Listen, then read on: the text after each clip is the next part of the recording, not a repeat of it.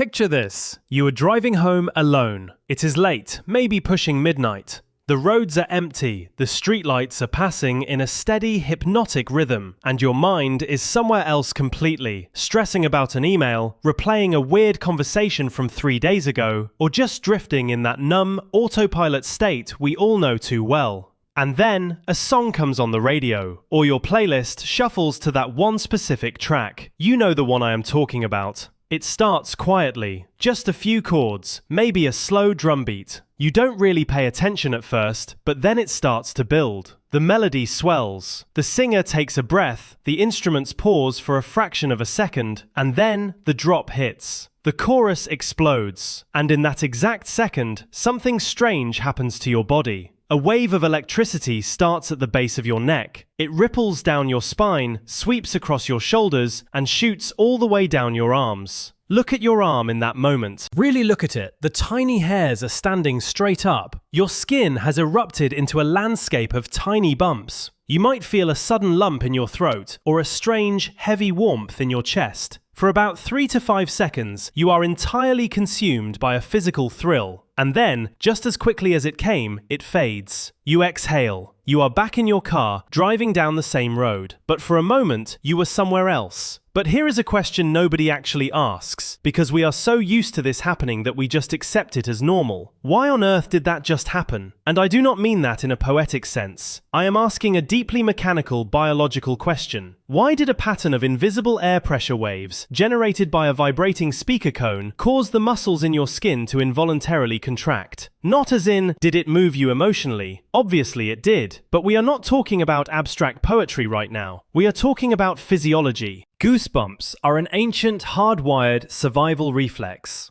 They are designed to keep you from freezing to death in a blizzard, or to make you look bigger when a wolf steps out of the bushes. So why is your body deploying a life or death survival tactic just because you heard a particularly good guitar solo or a soaring high note? What if we are completely wrong about what music actually is? What if, to your brain, a song is not art at all? What if it is a chemical hack, a biological ghost, an evolutionary accident that manages to pick the locks on the deepest, oldest vaults of your nervous system? And here is the part that makes this a genuine mystery. What if I told you that the experience I just described, that wave of chills, that electric shiver, is not universal? What if I told you that nearly half of the people walking the earth right now have absolutely no idea what that feels like, and that the difference comes down to the literal, physical wiring of your brain? Buckle up. This is the rabbit hole we are going down today. Let's start at the very beginning. What does it even mean to get a chill from a sound? Let's strip away the romance for a second and look at the hardware. To understand the chill, we have to look at the bump. Underneath your skin, attached to the base of every single hair follicle, is a microscopic muscle called the erector pili. Right now, as you are sitting there watching this, those millions of tiny muscles are relaxed, letting your hairs lay flat. But when your brain sends a specific panic signal down your sympathetic nervous system, all those tiny muscles contract at exactly the same time. They pull the hair follicles upright, pushing the surrounding skin up into a little mound. Goosebumps, or, if we are using the clinical term, piloerection. It is a beautifully simple piece of engineering, and it belongs to a world that is older than you can possibly imagine. If you want to know why we have this reflex, look at a cat that just got startled by a vacuum cleaner.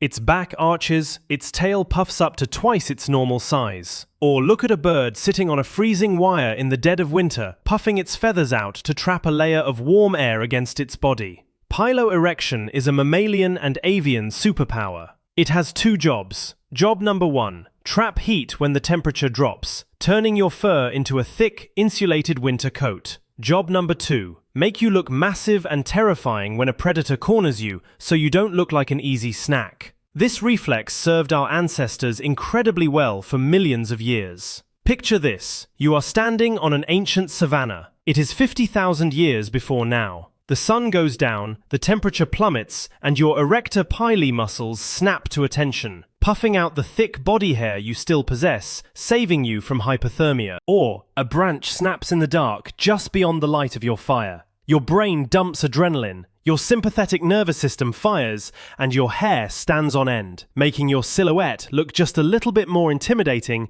to whatever is lurking in the shadows. It is brilliant, it is elegant, it is entirely functional. And then, evolution played a joke on us. Over hundreds of thousands of years, we started walking upright. We invented fire. We started wearing animal skins. Slowly, generation by generation, we lost our thick fur coats. We became the strange, naked apes we are today. But evolution is notoriously lazy. It rarely deletes a piece of code completely, it just leaves it running in the background. We lost the fur, but we kept the microscopic muscles. So today, when you step out of a hot shower into a cold bathroom, your brain hits the ancient alarm. Freeze protocol! Puff up the fur! The erector pili muscles contract, the hair stands up, but there is no fur there anymore. Just bare, naked skin, dotted with tiny, useless bumps.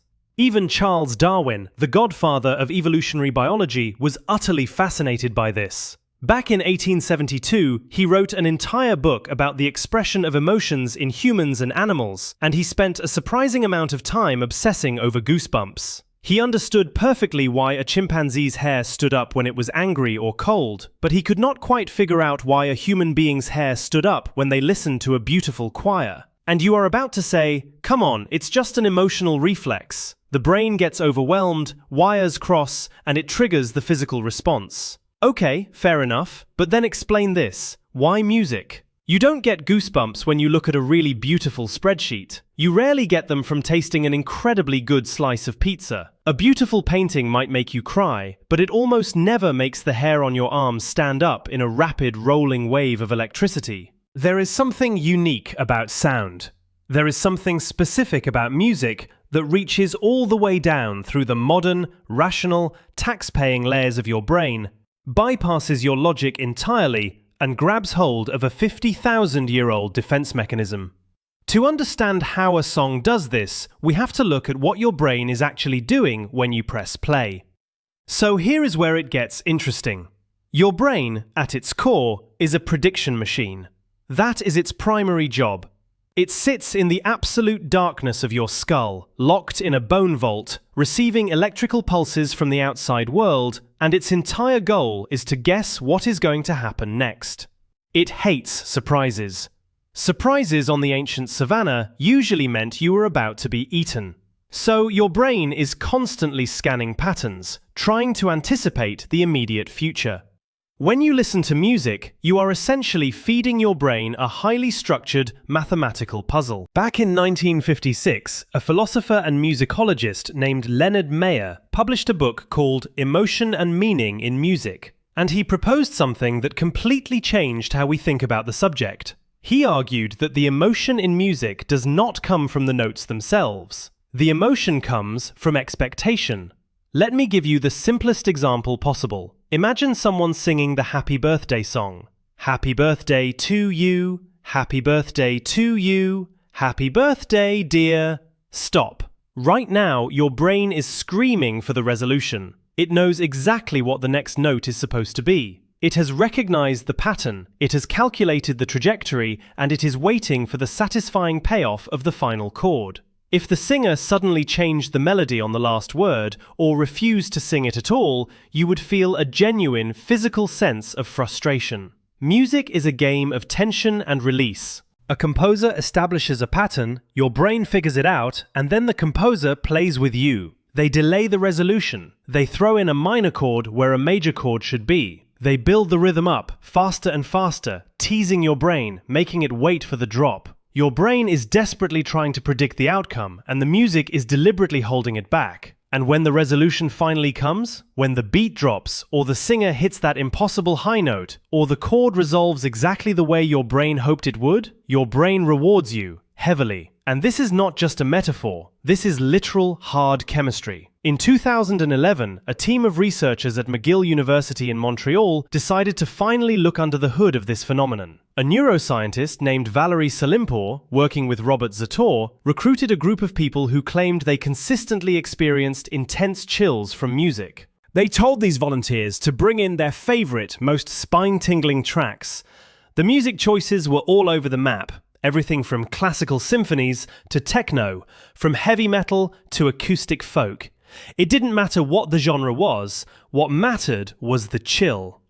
The researchers put these people inside a brain scanner, a combination of functional magnetic resonance imaging and positron emission tomography, which basically allowed them to watch the blood flow and the chemical releases inside the brain in real time.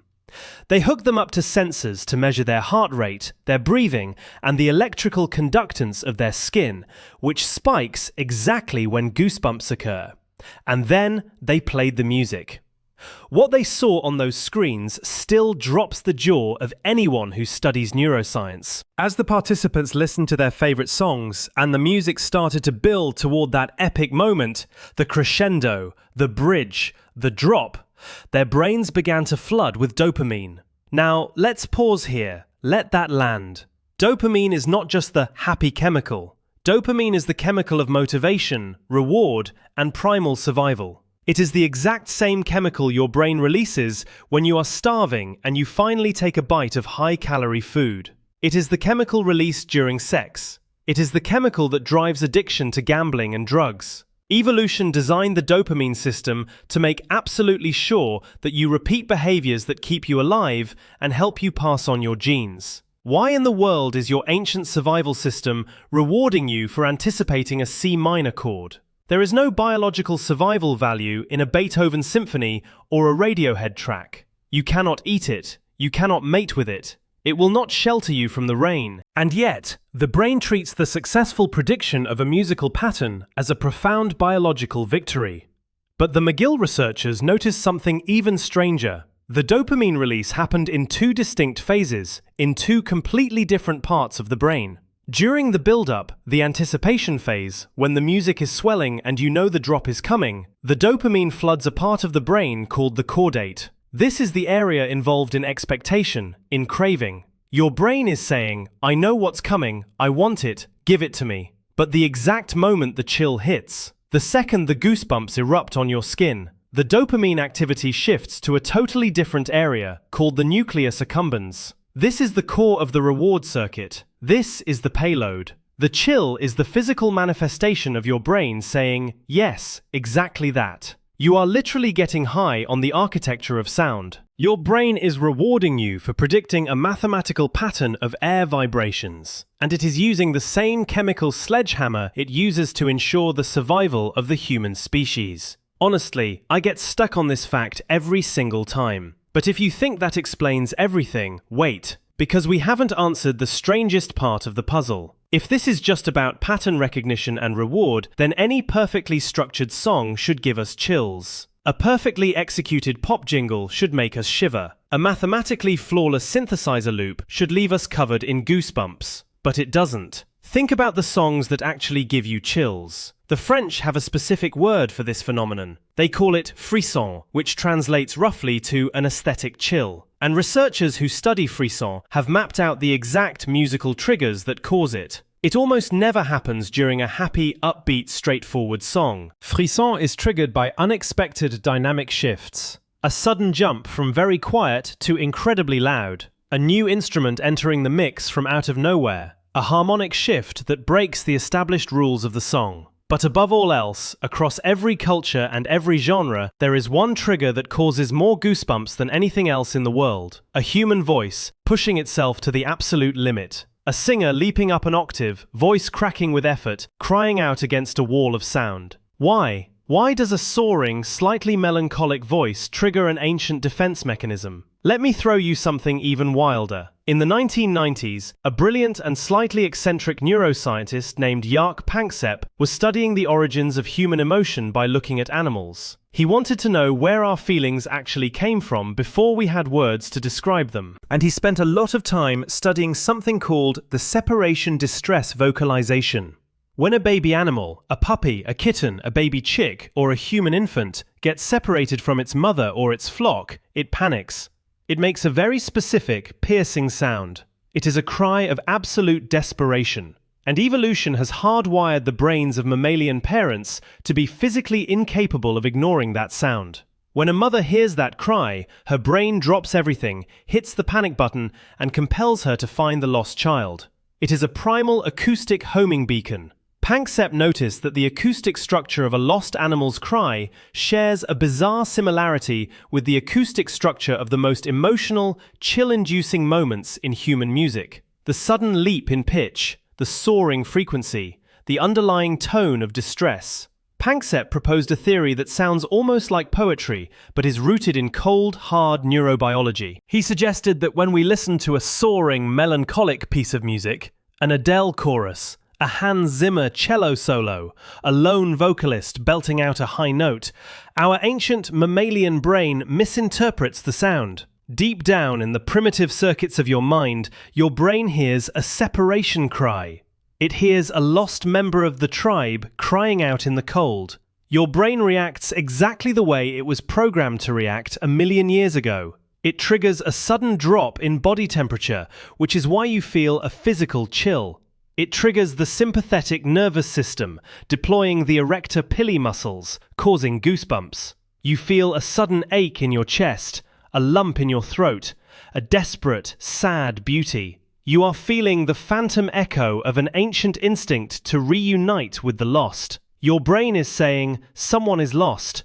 Go find them. You are sitting in your car, perfectly safe, listening to a Spotify playlist, and your biology is screaming at you to run out into the dark and save a ghost. I'm serious. Take that in for a moment. This feels both creepy and somehow beautiful to me. We didn't just invent music out of thin air. We built it out of the biological spare parts of our own survival. We took the panic of being lost in the dark and we turned it into symphonies. Okay, that's settled. The mystery is solved, right? It's dopamine, pattern recognition, and ancient acoustic distress signals. Now forget everything I just said, because this is where the story takes a sharp turn, and this is the part we don't like to talk about when we make cute infographics about the magic of music. If everything I just explained is a fundamental, hardwired part of human biology, then everyone should experience it. Every single human being with a working auditory cortex and a dopamine system should get goosebumps from music, but they don't. If you ask a room full of people if they get chills from music, about half of them will look at you and nod enthusiastically. They know exactly what you mean. The other half will look at you like you have completely lost your mind. They enjoy music, they have favorite bands, they go to concerts, but they have never, not once in their entire lives, felt a physical shiver down their spine because of a song. To them, music is pleasant, it is catchy, it is fun to dance to, but it is not a physical event. For a long time, we just assumed these people weren't paying attention. Or maybe they just hadn't found the right song yet. You'll say, oh, they just have bad taste in music. They listen to boring pop. If I just sit them down and play them my favorite Pink Floyd solo, they'll feel it. They won't. In 2016, a researcher at Harvard University named Matthew Sachs decided to investigate this divide.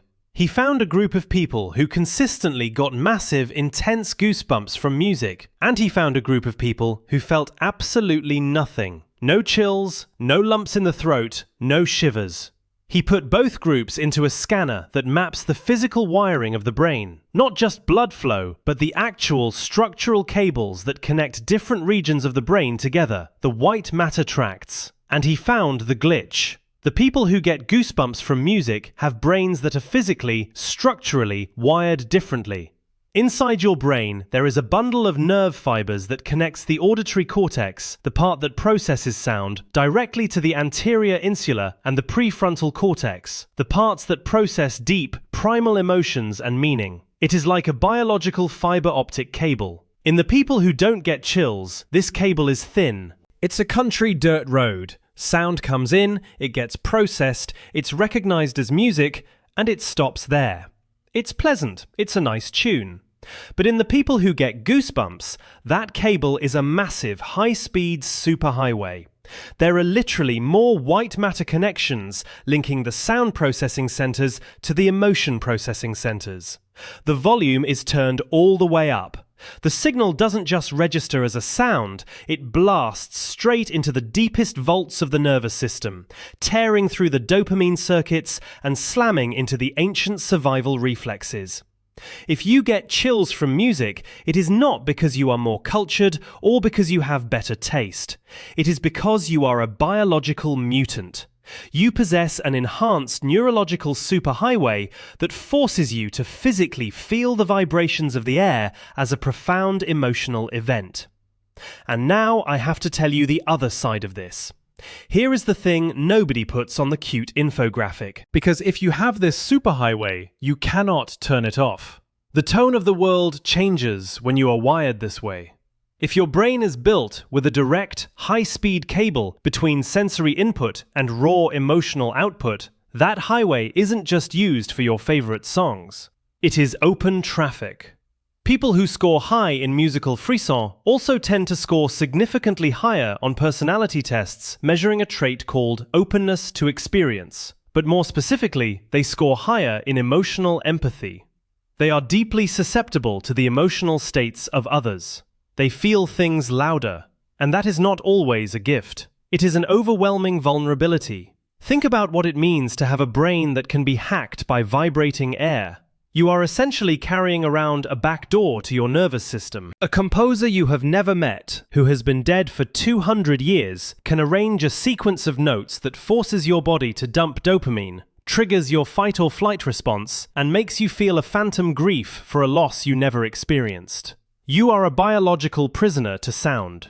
This is why music has always been the ultimate weapon of manipulation. It bypasses our rational defenses entirely. We march to war to the sound of pounding drums and blaring brass, because the rhythm syncs our heartbeats and the volume triggers the adrenaline reflex, making scared young men feel like invincible giants. Cults use endless, repetitive chanting to exhaust the analytical brain and force a state of euphoric surrender. Movie directors lay a low-frequency, dissonant drone under a scene, a sound just at the edge of human hearing, and you suddenly feel an overwhelming sense of dread, your stomach tying into knots, even though nothing scary is happening on screen. You know you are sitting in a safe movie theater eating popcorn. Your logic knows it, but your logic is locked out of the control room. The sound has bypassed the firewall. If you are one of the people with this white matter superhighway, you live your life constantly exposed. A sad song in a grocery store can suddenly make the world feel heavy and tragic while you are just trying to buy cereal. A soaring chorus can make you want to weep for no rational reason. You absorb the emotional weight of the world like a sponge, and you cannot close the pores. The same biological trait that allows you to experience transcendent beauty also leaves you entirely undefended against the melancholy of existing. It is exhausting. It is the curse of the thin-skinned. You are walking through the world without armor. But sit with that for a moment. Just take that in. Yes, it is a vulnerability. Yes, it means your emotions can be hijacked by a car commercial or a clever movie soundtrack. But look at the alternative. We are born utterly alone. Your consciousness, your I, is trapped inside a dark, silent vault of bone.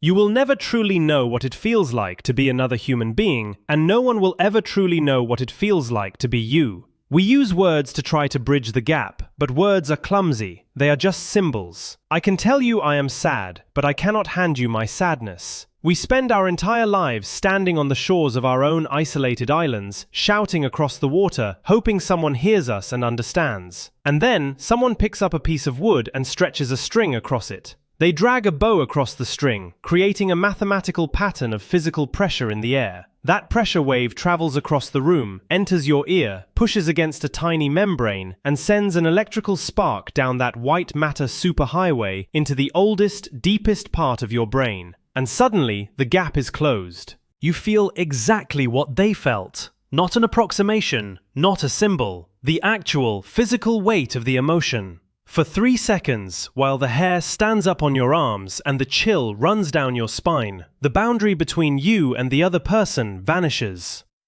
The honest answer is, science can describe the mechanism perfectly. We can point to the dopamine. We can measure the white matter tracts on a brain scanner. We can trace the evolutionary history of the hair follicles back to a shivering ape on a cold savanna. Science can map the wiring, but it cannot crawl inside the experience itself. It cannot explain the sheer, overwhelming beauty of the fact that this glitch exists at all. We took a reflex designed to keep us from freezing to death, and a distress cry designed to find lost babies, and we accidentally built the single most powerful empathy engine in the known universe. It is a flaw in our armor. It is a biological mistake, and it is the only reason we are not completely alone in the dark.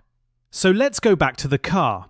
It's late, the roads are empty, the streetlights are passing in a steady rhythm. The song is coming to an end. The final chord rings out, hangs in the air for a second, and fades into silence. Your breathing slows down. The tiny erector pili muscles under your skin relax, and the hair on your arms lays flat again. The dopamine spike levels off. Your brain, having solved the puzzle and received its reward, goes quiet.